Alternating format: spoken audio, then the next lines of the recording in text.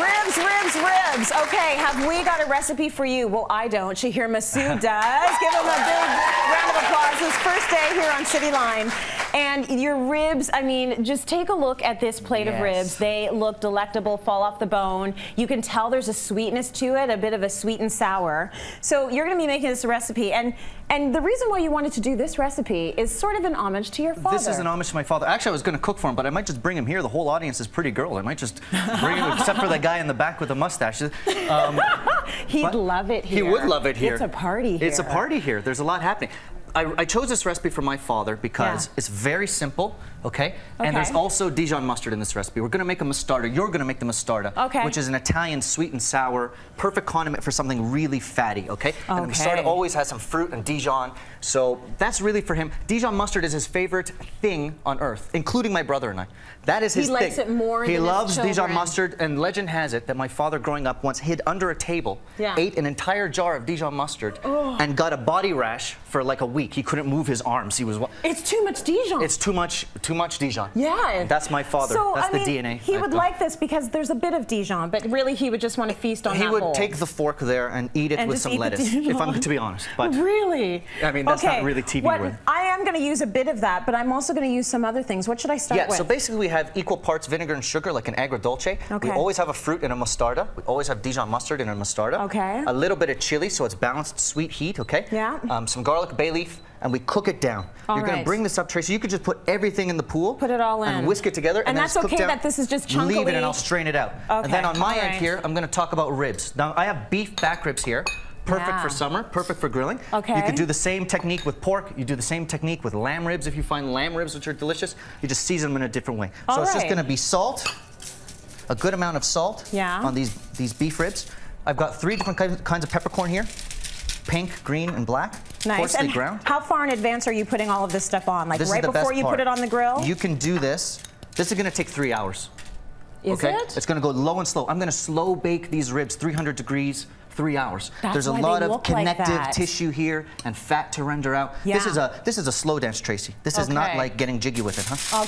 We're going to go slow. Then I'm going to wrap it up. Romancing the ribs. Yes, very much so. We're taking our time with the ribs. I want to let the ribs know I care. That's right.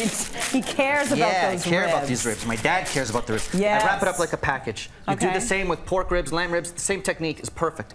You slow bake these bad boys even a day or 2 in advance.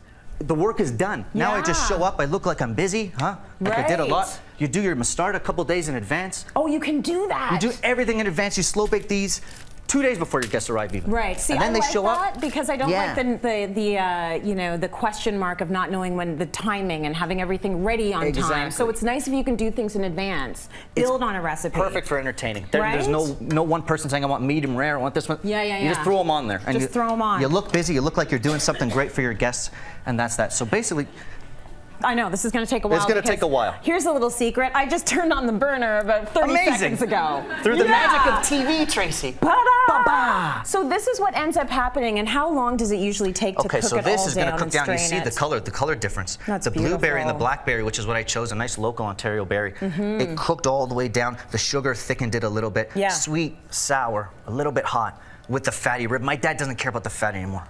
He's 72 years old. He gave up on his waistline in 93. It's all good. Good. He's living the good life. He's living a good life. Nice. So you do all that in advance, Tracy. You do this in advance, and then we hit the grill. You get a nice hot grill, and you want the sugars there to really caramelize these ribs, and that's why they're shining. And you just brush them on. You're brushing, you're turning, you're twisting.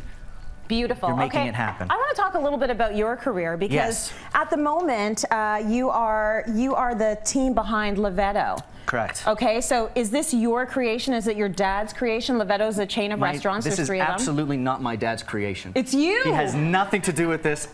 Yes, and my partner's in the back there. So we opened our first restaurant in 2013, September 2013. We've opened 5 since. So that's why I was showing you in the commercial there, Tracy. I've got these gray hairs. I don't know if you can get. Okay, listen. He's got like 2 gray hairs here. I didn't have them before. I said to him, "You're just a young child. How can you have a chain of restaurants already?" I'm older than I look. But he's older than he looks, but not even still that old. old. I'm pretty old. So you went to Schulich School of Business. Yeah. I'm very proud of you for that. You've worked in New York City. I did. At the French Culinary Institute. I studied there and then bounced around from different kitchens, starting in the basement, you know. So, I mean, you have the business side and you have the cooking side, and yes. if you put that together, you have a successful business. Then you have me. Here and I am. There you have, and then you Voila. have Shahir. That's it. Take a look at his ribs on our website, cityline.ca. They're beautiful, my friend. Let's go to break. More coming up. Great job.